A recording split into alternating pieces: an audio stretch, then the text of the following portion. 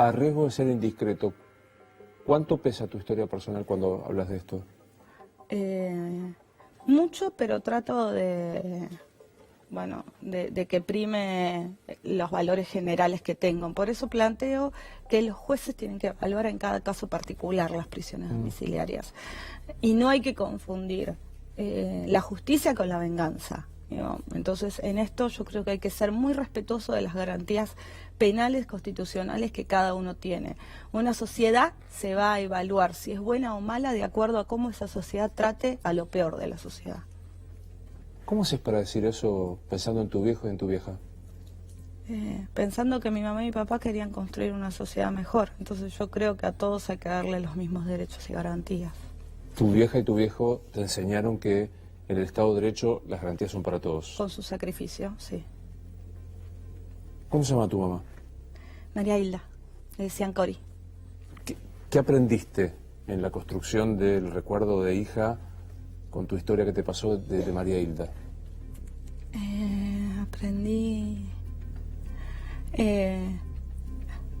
Aprendí a que a veces ser terca no es tan malo. La uso para justificarme todos mis defectos. Te voy a ayudar, alguna vez me dijo Rafael Bielsa, pues yo decía, yo mucho talento no tengo, soy terco, y me dijo, no digas más terco, porque terco es persistir en el error. Ah. Tenaz. Tenaz. Entonces te ayudo. Ahí está, porque, dale, tenaz. De María Hilda la tenacidad. Sí, tenaz. ¿Qué hacía María Hilda? Contame lo que supiste de su vida. Mi mamá estudiaba filosofía en la Facultad de Filosofía y Letras. Daba clases en la Villa Carlos Gardel de costura a las mujeres. Les enseñaba a coser. Le gustaba mucho coser a mi mamá, tejer, bordar y estudiar filosofía.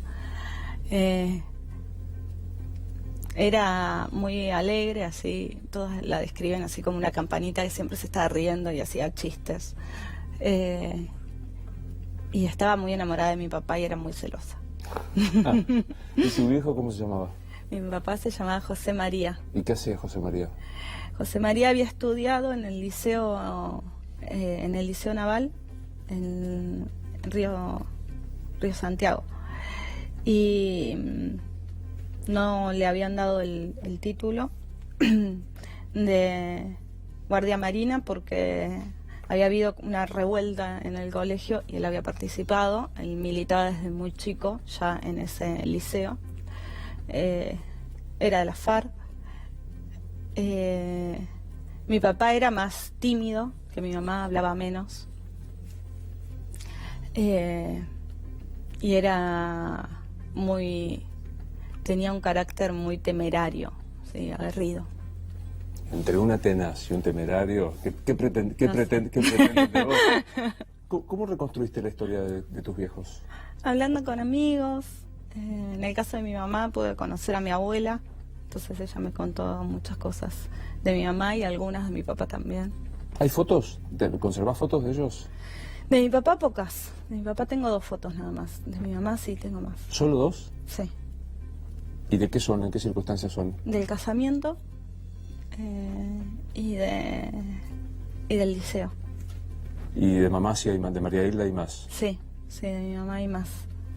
Eran muy graciosos. Mi papá medía 1,98, 97 y mi mamá 1,50. Entonces la del casamiento es como que está media cortada porque no había ángulo de dónde claro. tomar. ¿Cuándo te enteraste de dónde naciste? Me enteré, lo confirmé el 8 de octubre del 2004. ¿Querés contarle a los que no saben dónde naciste? Nací en la Escuela de Mecánica de la Armada.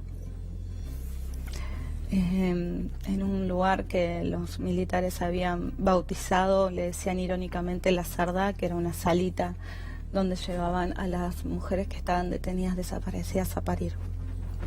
Y hoy pasás por ahí, por Avenida Libertador, ¿y qué pasa? Y se me cierra el estómago. No, es un lugar al que yo no puedo ir. Ni siquiera al museo, imagino que debe ser. No. ¿Nunca más entraste? Entré una sola vez. No, prefiero no pasar por ese lugar. Ayer estaba ahí sentado Ricardo Gil Lavedra, uno de los vocales del juicio de las juntas, viste que es un atildado, que es un tipo educado, encantador. Y yo dije, ¿cómo hizo para no decirle hijos de puta? Me dice, ¿sabe qué? Cuando me iba a la sala de los jueces, decíamos con Arlanian, qué reverendos hijos de puta. ¿Te pasó de putearlos mucho? Sí, claro, sí. Sí, me pasó. ¿Y yo no soy tan tildada como Ricardo. Yo soy, aparte, en la política, Ricardo para mí es un gran amigo. Pero es muy atildado, sí. Viste que él habla. Sí, yo digo, ¿y cómo, digamos, nosotros podemos coincidir o no, la gente puede coincidir o no, pero vos sos mejor persona, sos extraordinaria, sos mejor que todos nosotros por esto que te pasó. Digo, ¿cómo reconvertís esta cosa de que cualquiera reaccionaría visceralmente y vos podés decir a los represores incluso garantías del derecho penal?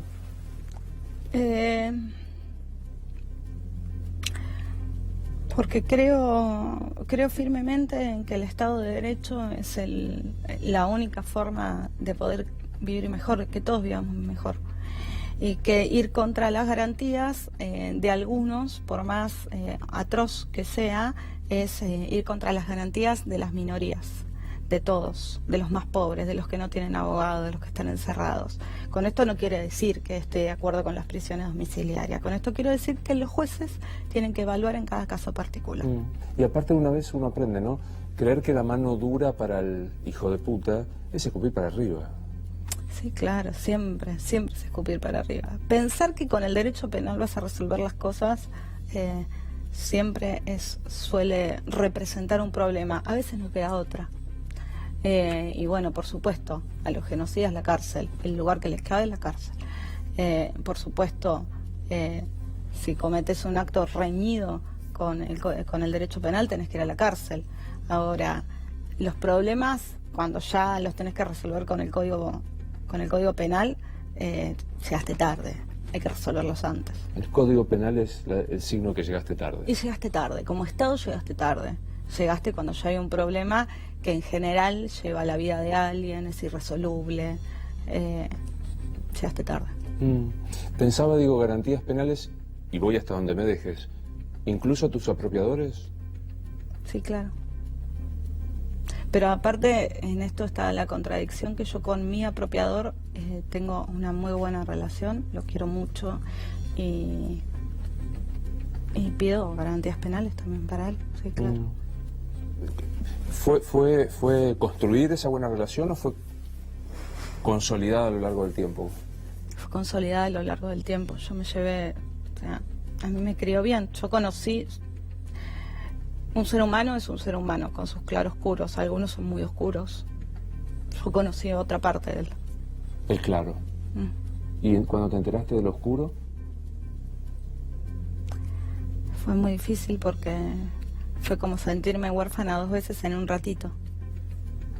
Entonces era difícil. Wow. Sentirte huérfano 2 veces. ¿Qué es la orfandad? Digo, en María Hilda y en José María es obvio, es la no presencia física. Y en este otro caso es... La mentira. La mentira te hizo huérfana. Y sí, después, bueno, en mi caso yo pude perdonar individualmente. Pero bueno, a él le pude perdonar. Digamos. Pesó más las cosas buenas que hizo por mí. ¿Ves que hay una calidad, una madera humana más noble en Victoria que en el resto de los seres humanos? ¿Perdonaste? Ay, sí, ya lo perdoné. ¿Y cómo construiste ese perdón? Entendí que me hacía mal concentrarme en las cosas que yo malas y ayudó a que él nunca me exigió que yo deje de ser quien era. Yo seguí pidiendo lo que pedía antes de saber que, digo, no sé, yo tenía 18 años y estaba en un scratch chocolás y no sabía que era hija desaparecida. Wow. Aún sin saber, estabas ahí porque había algo, una pulsión de justicia que te llevaba a ese lugar. Él está detenido ahora, ¿no? Sí. ¿Y lo visitas? Sí. Es muy fuerte. Sí, puede ser que alguna gente tampoco entienda, pero bueno, la verdad es que uno hace lo que puede con estas No historias. importa nada si no lo entienden, te informo, quiero decir. O sea. Y Trilce, ¿cómo le contás a Trilce? Tú estás desde chiquita, pero digo, en algún momento le vas a tener que contar la historia de los abuelos y de todo esto. Y no sé, lo iré construyendo. Igual Trilce lo vive como naturalmente, porque es su historia. Entonces, qué sé yo, Trilce va conmigo a la marcha del 24 y después lo vamos a visitar juntas. Y bueno, nada. Es natural, es natural.